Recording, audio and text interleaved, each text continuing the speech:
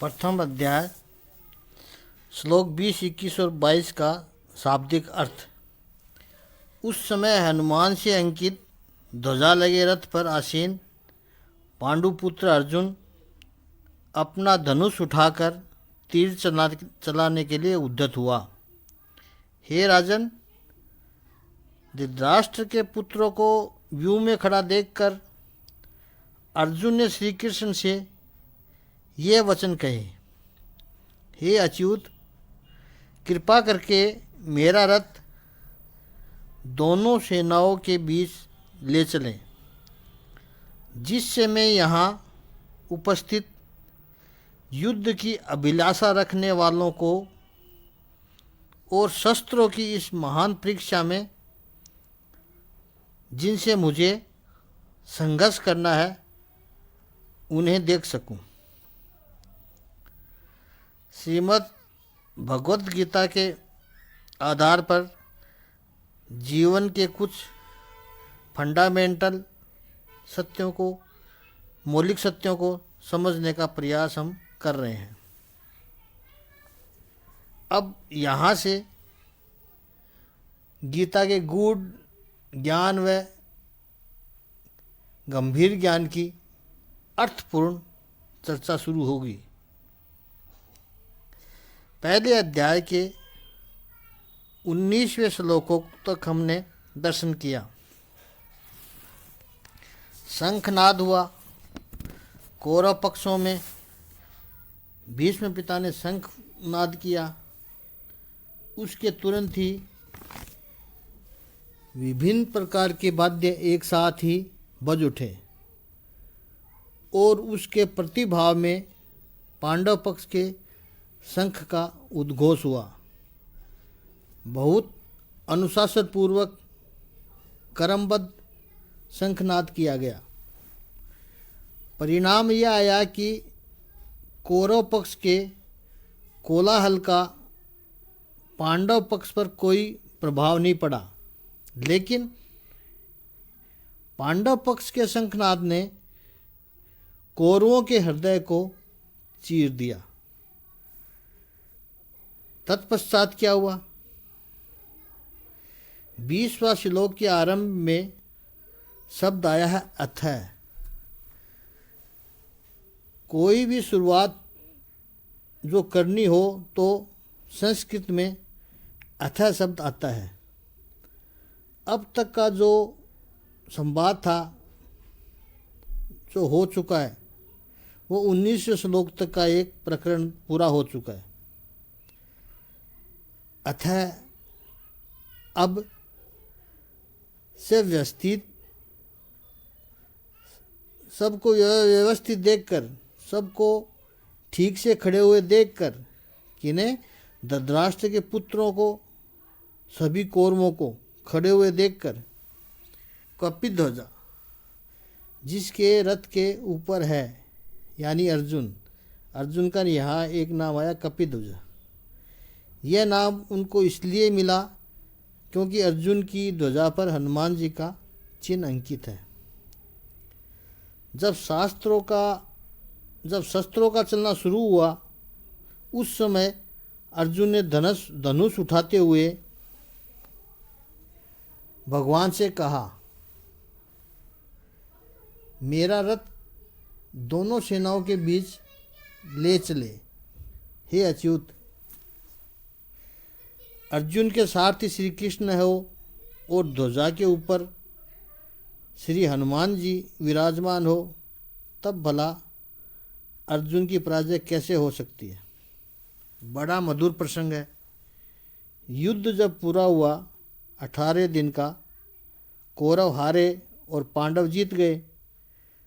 श्री कृष्ण ने अर्जुन से कहा, अर्जुन, रथ से नीचे उतरो। अर्जुन उतरा, लेकिन अर्जुन को आश्चर्य हुआ क्योंकि 17 दिनों की जो परंपरा थी, भगवान श्री कृष्ण ने बखूबी निभाई, ठीक से निभाई थी। सारथी के रूप में श्री कृष्ण रथ के नीचे उतरते, द्वार खोलते, जैसे आपका ड्राइवर दरवाज़ा खोलता है, ऐसे श्री कृष्ण नीचे उतरते, रथ का दरवाज़ा खोलते, अर्जुन से कहते रथ से नीचे उतरो, और अर्जुन रथ से नीचे उतरता। और आज प्रभु रथ पर बैठे हुए हैं और आज्ञा दी है कि अर्जुन नीचे उतरो। अर्जुन नीचे उतरा। प्रभु ने कपिध्वजा थी वो ले ली, प्रभु स्वयं नीचे उतरे और अर्जुन ने देखा कि जैसे ही श्री कृष्ण रथ में से नीचे उतरे, रथ धू धू करके जलने लगा। एक क्षण के लिए उसके मन में प्रश्न उठा है, रोज परमात्मा पहले रथ में से नीचे उतरते थे, आज अगर प्रभु पहले उतरते तो क्या होता मेरा। प्रभु ऐसा ध्यान रखते हैं भक्त का। इसका तात्विक अर्थ यह है कि रथ, ये शरीर ही रथ है। भगवान श्री कृष्ण हमारे देह रूपी रथ के सारथी हैं। जब तक भगवान श्री कृष्ण सारथी हैं और हमें उन पर पूर्ण श्रद्धा विश्वास है, तब तक इस जीवन की महाभारत में हमारी विजय होती है। और जब भगवान इस शरीर रूपी रथ से नीचे उतर जाते हैं, फिर ये शरीर रूपी रथ केवल जलाने के काम आता, बाकी कुछ नहीं बचता इसमें, केवल इसका अग्नि संस्कार होता है। यह अत शब्द सूचित करता है कि श्री कृष्ण व अर्जुन का संवाद अब शुरू होता है। यहाँ पर पहले अर्जुन ने धनुष उठाकर रस्सी चढ़ाई है और हे अच्युत, दोनों सेनाओं के बीच में मेरा रथ खड़ा कीजिए। संबोधन बड़े महत्वपूर्ण है। यहाँ पर अर्जुन भगवान श्री कृष्ण को अच्युत कह के पुकारता है। इससे पहले अर्जुन को कपिध्वज कहकर पुकारा गया। कपि का मन चंचल है और ध्वजा भी चंचल है, स्थिर नहीं रहती, उड़ती रहती है। तो ये बता रहे हैं कि अर्जुन का मन अब चंचल होने वाला है, विचलित होने वाला है। और जब मन विचलित होगा तो संबोधन कौन सा करेगा अर्जुन? अच्युत है। श्री कृष्ण भगवान के लिए अच्युत बोला है। अच्युत का अर्थ है जो चलित हुआ नहीं और हो सकता नहीं है और होने वाला भी नहीं है, वो है अच्युत है। सामान्य लोगों के लिए चलित हुआ नहीं कह सकते हैं, लेकिन होने वाला भी नहीं, ये गारंटी देना थोड़ा मुश्किल है। भगवान को अच्युत कहा है। जीवन की मुश्किल परिस्थितियों में जब व्यक्ति चंचल हो जाता है, घबरा जाता है, विचलित हो जाता है, तो उसको सहारा चाहिए, उसको साथ चाहिए, उसको सपोर्ट चाहिए। वो अच्युत जैसा बंदा ही दे सकता है, वो अच्युत होना चाहिए। जो चलित हुए नहीं, जो समर्थवान है, उनका इतिहास बता रहा है कि वो चलित हुए नहीं है। और कह सकते हो आप आत्मविश्वास के साथ कि ये चलित होने वाले भी नहीं है। उस समय ज़्यादा भीड़ की आवश्यकता भी नहीं और भीड़ रहेगी भी नहीं। भीड़ तो केवल सफल लोगों के आसपास इकट्ठी होती है। थोड़ी सी जीवन में समस्या आ जाए तो चूहे तो पहले भागने लगते हैं। अच्छे दिन जब होते हैं तब रोज़ शाम को आप ही के पास आकर तारीफ़ करते हैं, ऑफिस में नाश्ता करते हैं, भोजन मस्ती करते हैं। अरे साहब, अरे बॉस, आप तो बस ऐसे हैं, पार्टी करेंगे। और थोड़ी सी समस्या आना शुरू हुआ तो वही लोग किनारा करते हैं सबसे पहले। जैसे बड़ा जहाज कोई समस्या में हो तो अंदर का अनाज खाने वाले चूहे पहले भागते हैं। उनके रहने से जहाज को कोई फर्क पड़ता नहीं है, अरे उन नहीं उनके जाने से कोई फर्क पड़ता है, लेकिन चूहे भागते हैं सबसे पहले। समाज में भी ऐसा ही होता है, ऐसे चूहे पहले भागते हैं। भागे उसकी चिंता नहीं, पर ये आदमी जैसे चूहे जो होते हैं ना, वो समाज में जाकर कहते हैं ज़रा ध्यान रखना आप, क्योंकि पार्टी प्रॉब्लम में है, हमारा रोज़ उठना बैठना है, आपको इसलिए आगाह कर रहे हैं। रोज़ उठना बैठना इसलिए आगाह कर रहे हैं, इसलिए आते थे। ऐसे चूहों पर कभी आधार नहीं रखा जा सकता। हो सकता है जितना जल्दी उनसे एक विशेष दूरी बनानी शुरू कर दें, क्योंकि ये लोग बात को बिगाड़ेंगे। समस्या के समय कौन से लोग चाहिए? अच्युत है, श्री कृष्ण भगवान जैसे, जो विचलित हुआ नहीं और हो सकता भी नहीं है, ऐसे लोग चाहिए। भगवान के 1000 नाम है, उनमें से यही नाम याद आया, अच्युत है, अर्जुन को। और अर्जुन ने क्या कहा? दोनों सेनाओं के बीच में मेरे रथ को ले जाइए। अगर थोड़ा चिंतन करें तो श्री कृष्ण भगवान है, उनकी आज्ञा का पालन हमें करना चाहिए, लेकिन यहाँ श्री कृष्ण को आज्ञा दे रहा है अर्जुन। परमात्मा की आज्ञा का पालन जीवात्मा करे वो सही बात है, लेकिन जीवात्मा परमात्मा को आज्ञा करे। और भगवान की महानता तो देखो, एक शब्द भी नहीं बोले, यस बॉस कहकर रथ को ले गए। कोई सुझाव भी नहीं दिया भगवान ने, क्यों तुझे बीच में जाना है? कोई तो नहीं जा रहा है, तू क्यों जा रहा है? सब अपनी अपनी जगह से लड़ रहे हैं, तू क्यों? नहीं, कुछ नहीं कहा। आज्ञा मिली है सारथी की तरह, रथ को दोनों सेनाओं के बीच में जाना है। जब कोई महान व्यक्ति नम्र होने की कोशिश करे तो हम उसकी महानता को नहीं समझते। जीवन में इतना करना है कि हम श्री भगवान की आज्ञा में रहना चाहिए, बड़ों की आज्ञा में रहना चाहिए। हम चाहे कितने भी बड़े क्यों न हो, लेकिन हमसे बड़े तो बड़े ही होते हैं।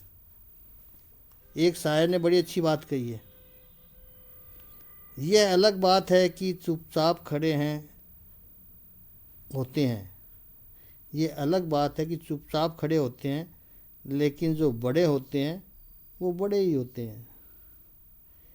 ये छोटे लोग ज़रा ज़्यादा ही कुछ कूद रहे हैं, बहस कर रहे हैं, तो बड़े सोचते नहीं बोलते,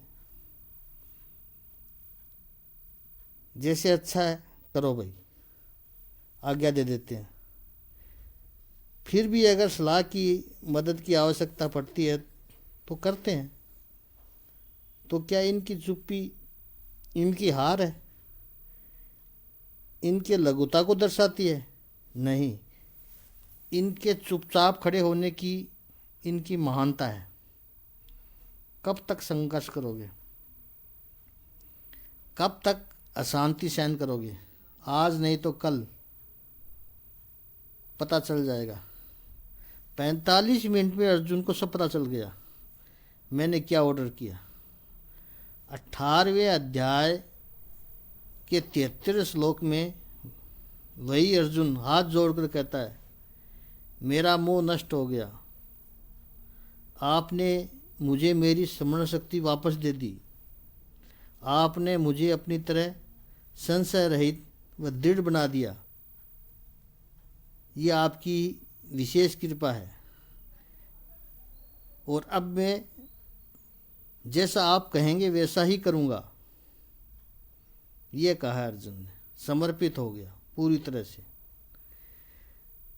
जिस जीसस को जब किले ठोके जा रहे थे, सात्विक आदमी था जीसस, अच्छा आदमी था, लेकिन अच्छाई कई लोगों को पसंद नहीं आई।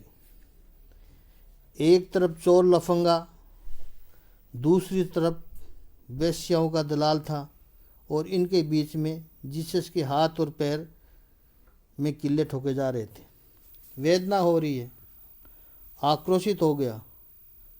आकाश की तरफ देखकर जीसस कहता है, क्या दिखा रहा है प्रभु तू? मैंने इतनी अच्छाई की है, उसका क्या यही फल है? भीड़ मेरा मजाक उड़ा रही है। क्या दिखा रहा है प्रभु? आवेश में कहता है, शिकायत करता है। जीसस सामान्य आदमी नहीं था। भारत आकर वेद व उपनिषदों का अध्ययन किया है, ज्ञान प्राप्त किया है, और यह बात जीसस के जीवन पर रिसर्च करने वाले यूथ स्कॉलर कह रहे हैं। आप पढ़ोगे तो पता चलेगा कि जीसस ने यहाँ आके वेद उपनिषद का ज्ञान लिया है, और वेद उपनिषद का ज्ञान एक साथ उसको याद आया, इस जीवन की शिकायत, और वो भी परमात्मा से। सारे गिले शिकवे भूल गया। अर्जुन की तरह कहने लगा, प्रभु तेरी जैसी इच्छा होगी उसी में ही मैं चलूँगा। 2000 वर्ष पहले जोसेफ बढ़ई का बेटा प्रभु से शिकायत कर रहा था, ज्ञान आया, आते ही पवित्र हो गया। सारे दुख मानो गायब हो गए। क्या दिखा रहा है? उस वक्त वो बढ़ई का बेटा था, वो बोल रहा था, कष्ट आएगा तो प्रभु से शिकायत करेंगे, ये सामान्य बात है, लेकिन ज्ञान आया तो तेरी इच्छा में ही मेरी इच्छा है। भगवत गीता ये क्रांति लाती है। और एक बात, अच्युत शब्द के ऊपर अर्जुन ने पहली बार जो पुकारा है वो है अच्युत है, और गीता में अंतिम बार जो पुकारा है वो नाम भी है अच्युत है। ये अच्युत नाम की विशेषता है। प्रथम अध्याय का 21वां श्लोक में कह रहा है, हे अच्युत मेरा रथ दोनों सेना के बीच में खड़ा कर दो। और 18वें अध्याय के 73वें श्लोक में अर्जुन के जो अंतिम शब्द हैं, समर्पण के भाव हैं, हे अच्युत मेरा मोह दूर हो गया। प्रथम संबोधन अच्युत है, अंतिम संबोधन भी अच्युत है, और तुरंत संजय ने कहा, अब संवाद पूरा हो गया। अच्युत शब्दों में कुछ रहस्य है, स्थिरता है। जीवन में आनंद जिसके प्रति निर्माण होता है वो अच्युत है। सुख दुख में विचलित होते रहना यह मनुष्य प्रवृत्ति है। बुरी है ऐसा नहीं है, हम इंसान हैं, फिसल जाते हैं, विचलित हो जाते हैं, उत्तेजित हो जाते हैं, खुश हो जाते हैं, दुखी हो जाते हैं। महानता का लक्षण क्या है? अच्युत है। धूप आए छाँव आए अपनी स्थिरता बरकरार रखते हैं। इसलिए तो भगवान श्री कृष्ण ने दूसरे अध्याय में स्थित प्रज्ञ के गौरव करते हैं। भगवत गीता में योग भी इसी को कहा है, संतुलन दिमाग ही योग है। जब जीवन में आनंद हो, प्रसन्नता हो, अच्छा हो तो हंसना नहीं, बुरा हो तो रोना नहीं, ऐसा नहीं है। भगवान नाचते हैं, गाते हैं, बांसुरी बजाते हैं, और जब वेदना का समय आए तो आंखों में आंसू भी आते हैं, लेकिन नाचते वक्त और आंखों में आंसू के वक्त उनका जो इनर पॉइज है, आंतरिक सुख है, आंतरिक शांति है, वो नहीं हटती है। वो भगवान है। ये रहस्य जिसको आ गया वो समझ गया। दृष्टांत के तौर पर हम कहें कि रस्सी पर चलने वाले लोग, वो चल रहा है और रस्सी के ऊपर अलग अलग खेल भी कर रहा है, करतब दिखा रहा है, लेकिन वो रस्सी पर अपना बैलेंस बनाए रखता है। गिर जाना आसान है, पर महत्व तो उस रस्सी पर बैलेंस बनाना है, उसके ऊपर बने रहना। केवल वो चुपचाप खड़ा ऐसा नहीं है, वो सब कुछ करता है और संतुलन बनाए रखता है। वह सब उसकी महानता है।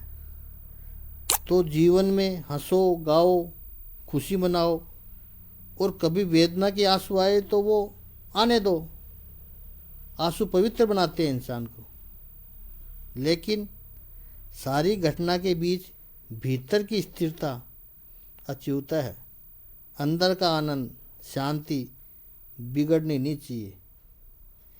यही जीवात्मा की परम परमात्मा की ओर जाने की यात्रा है, यात्रा का लक्षण है।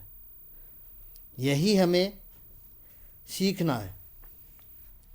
सहनशीलता, अपने मन के अनुकूल भौतिक उन्नति में प्रेम व हर्ष न करना तथा प्रतिकूलताओं का यथायोग्य उपचार करते हुए चिंता, शोक और देश नाराजगी आदि विकारों का त्याग करना, इस अभ्यास से सहनशीलता गुण की सिद्धि होती है।